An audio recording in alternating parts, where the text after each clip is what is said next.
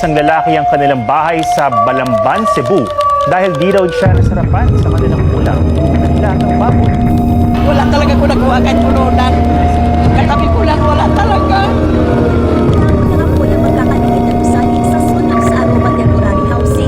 Dahil sa sunog, 50 pamilya na wala ng tirahan sa Malate, Maynila. Galit na galit naman ang ilang pamilyang nasunugan sa Mandaluyong. Ang kapitbahay kasi nilang lasing, sinadyang magsunog. Habang nasusunog ang kanilang bahay sa Barangay 105, Happy Land sa Tondo, Maynila.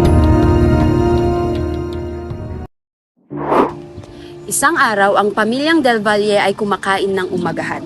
Ang pamilyang ito ay tanyag sa larangan ng negosyo kung kaya't ang kanais-nais na nangyari sa kanila ay nakakabahala.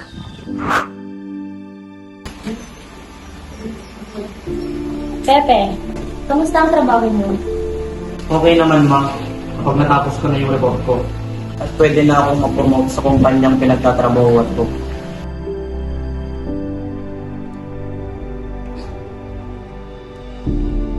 Siguraduhin mo matatapos mo yan, anak. Matagal mo lang sinasabi yan. Ngayon, hindi ko rin napopromote. Konting-konti na lang pa. Hay nako! Gayahin mo si Nina. Successful na siya. Dami na niyang napatayong business.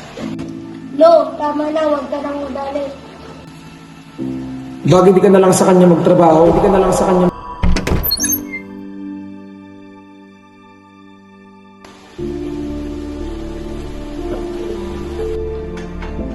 Good morning, tita. Good morning! Pagpasensyahan mo na si Papa. Lagi naman. At, pwede mo bang samahan? Magkukunin na ako sa labas. Sige, Ann.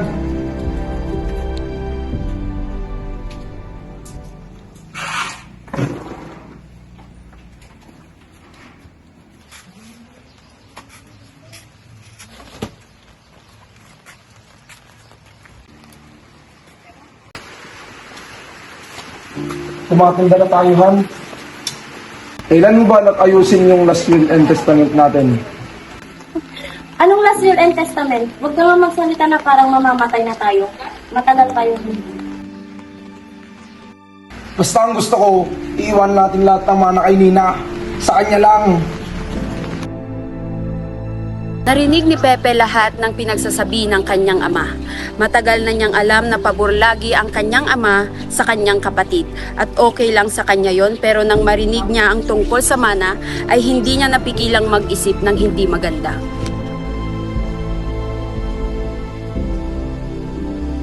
Basta ang gusto ko, iiwan natin lahat ng mana kay Nina. Sa kanya lang. Sa kanya lang. Basta ang gusto ko, iiwan natin lahat ng mana kay Nina. Sa kanya lang. Lahat ng mana kay Nina.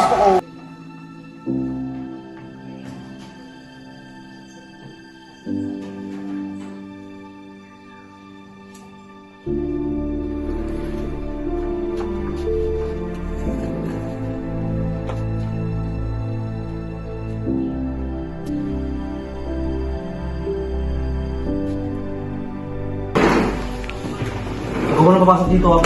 Hindi po sir, maglalakad muna ako.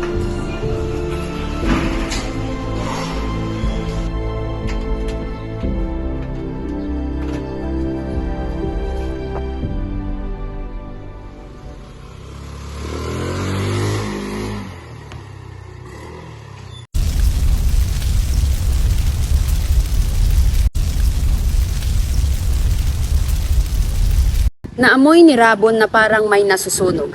Dali-dali siyang pumasok at nakita ang atik na puno na ng usok at nilalamon na ng apoy. Ma'am! Ma'am! Oh, bakit? Bakit? May apoy! Saan? Doon!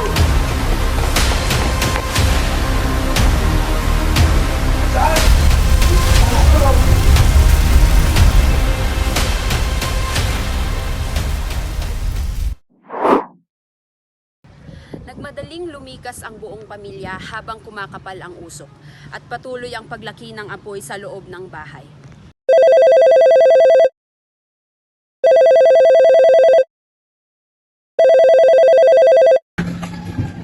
Magandang umaga po. Ito pong BFP Kandon. Ano pong may pagdilingkod namin sa inyo? May nangyayari pong sunog dito sa Biringan, Candon City. Tapat po ng eskwelahan. Uulitin ko po ang sinabi. Biringan, Candon City. Harap po ng eskwelahan. Opo. Papunta na po ang BFP. Maraming salamat po.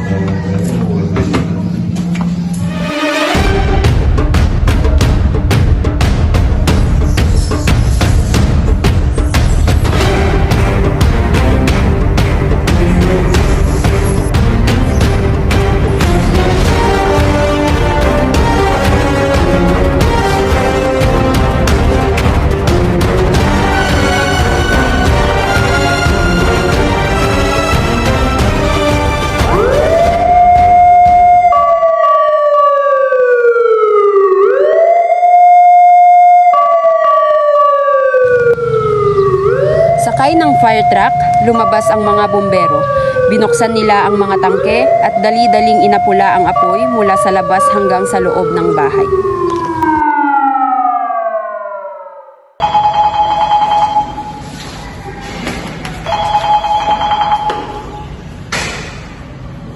Magandang umaga po. Ito po ang BFP ng Candon City. Ano po ba ang may paglilingkod namin sa inyo? Magandang umaga po, sir.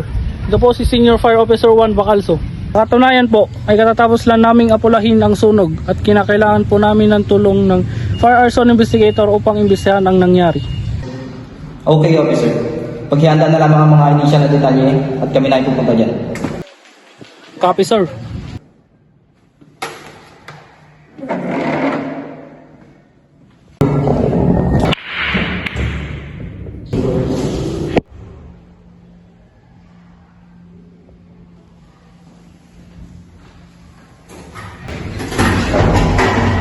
Good morning, team. Good. Tumawag sa akin si Officer Bacalso. At base sa kanyang sinabi, nakakailangan sila ng tulong upang imbestigahan ang nangyaring sunog sa Barangay Biringan, Candon City. Klaro bang lahat? Yes, sir. Yes, sir. You have 15 minutes to prepare.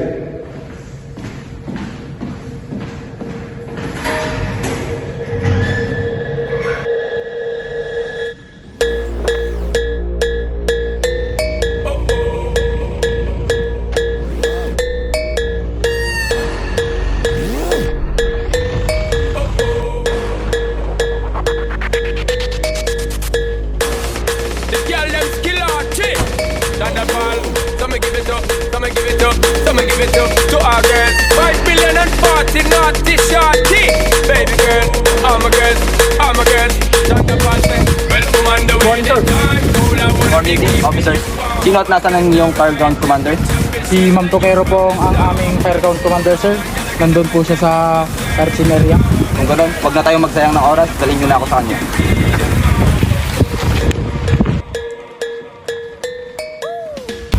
Ma'am Tokero, nandito po ang FAI unit. Magandang umaga po, sir. Magandang umaga rin, Commander. Lead Fire Investigator Cirilo ng BFP ng Candon. At sila po ang aking mga miyembro. Ano po ang mga detalye?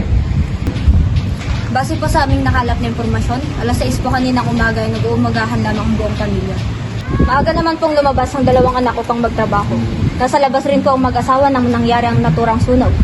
Dali-dali lamang po silang pumasok nang marinig ang sigaw ng kasambahay. Wala na bang ibang impormasyon na galing sa mga nakatira? Nang tinanong po namin ng mag-asawa ay wala po silang kaalam-alam kung sino ang nagsimula ng sunog. Hindi rin po nila matumpo kung paano yun nangyari dahil wala naman po kaalitan ng pamilya. Nasaan ang mag-asawa? Nasa bahay lang po muna sila ng kasambahay. Doon po sila. Hanggang dito na lamang po ang aking impormasyon na may ibibigay, sir. Maraming salamat, Commander.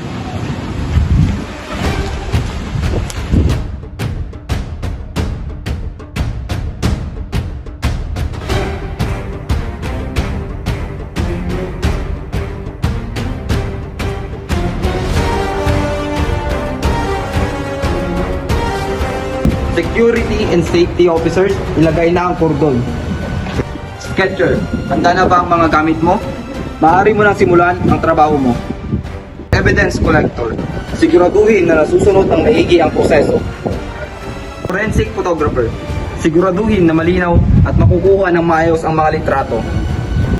IOC, ikaw na ang bahalang kumuha ng mga impormasyon sa mga witness. Kung mayroon kayong nakalat na dagdag impormasyon na ibabahagi, ay lumapit lamang kayo dito sa ating Investigation Command Post. Are we clear? Yes, sir! Proceed!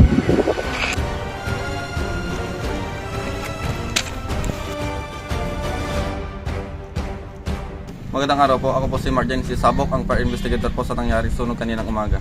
Magandang umaga rin po, sir. Kayo po ba ang kasambahay ni na Ma'am Teresa? Opo, ako nga po, sir. Maaari mo ba sabihin sa akin ang iyong nalalamang impormasyon bago nagsimula ang sunog? Maglinis lang po sana ako ng atik ng oras na iyon nang makita ko si Sir Pepe na lumaslo. May alam ka ba kung ano ang ginawa niya roon? Wala po akong alam kung ano ang ginawa niya sa loob ng atik. Pero sinabihan niya po ako na wag mo nang papasok kasi nag-spray siya ng pesticide. Hindi ka man lang ba nagtaka kung bakit niya sinabi yun? Wala pong kaso sa akin yung pagtataka kasi madalas ko po siya nakita na nag-spray ng pesticide doon kasi maraming ipis. Ano nang ginawa mo matapos niyang sabihin sa iyong huwag ka muna pumasok sa atik? Meron na po ako sa paglalaba. Alam mo ba kung ano pa ang ginawa ni Sir mo bago siya umalis? Hindi ko na po alam kung ano ang ginawa niya. Salamat sa impormasyon, Ms. Rabon.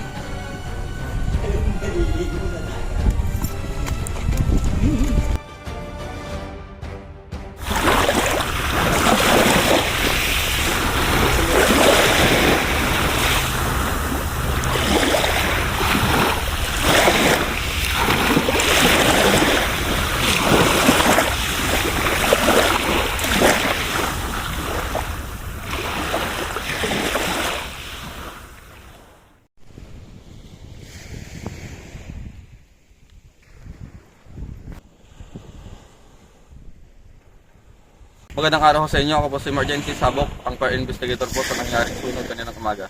Kamusta naman po kayo? Ayos lang naman sir.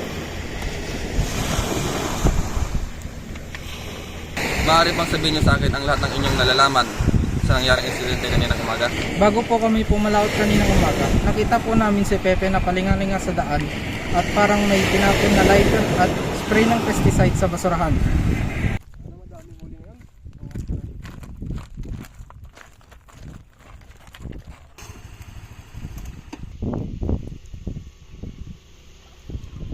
Kung di ko yun makuha, mas mabuti na lang na walang makakuha. Alam niyo ba kung bakit niya tinapon ang mga iyon? Hindi po sir. Pero meron kami narinig na sinabi niya bago siya umalis. Ano ang kanyang sinabi? Kung tama po ang pagkakarinig namin, ang sinabi niya po ay kung hindi ko yan makukuha, mas mabuting walang makakuha. Maraming salamat sa inyong kooperasyon, Allegado at Alcantara.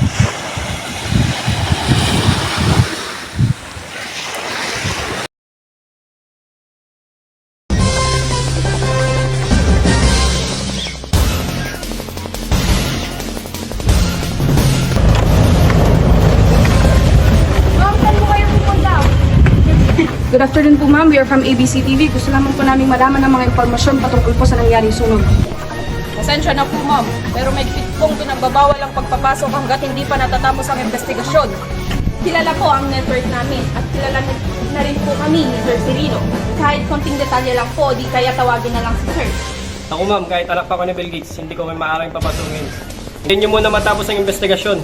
Ayun na siya! Dito Ordonez, dali! Ma'am, diyan pwede. Sir, ano na po bang balita sa nangyaring sunog? Ano pong pinagmula ng sunog, sir? Alam na po ba kung sino ang salarin, sir? Bakit po yung ginawa sa pamilya ng Delvalle? Sir! Sorry ma'am, we cannot disclose any information yet because we are still under investigation. We will get back to you in the investigation.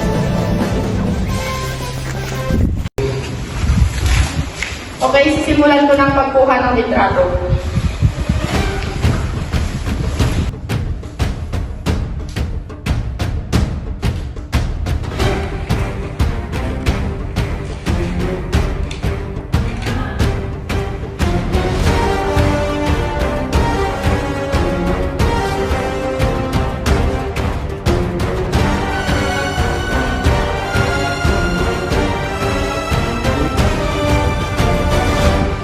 Tapos ka na bang mag-sketch? Papapalakas ako.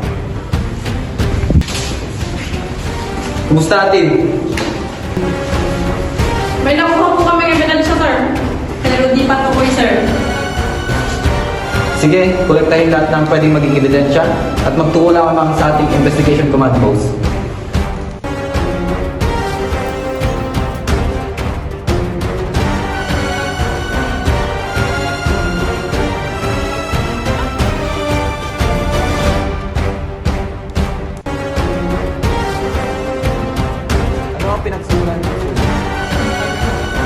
Ano ang pinagsimulan ng sunog? Sa aking palagay, ang gasera ang punot-puno ng sunog, sir. Base rin sa mga litrato at sketch, isinadya ata ng suspect na ilagay ang gasera sa parteng ito. Nasiguro bang maayos ang proseso ng pagkuha ng mga ebidensya at pagkapak nito? Yes, sir. Makakaasa po kayong nasunod po namin ng tamang proseso gamit ang evidence collection and recovery record at na-attach na ito sa evidence change of custody form. Good job everyone. Sa ngayon, hanggang dito na lang muna tayo. Let's call it a day at gagawa pa ako ng report.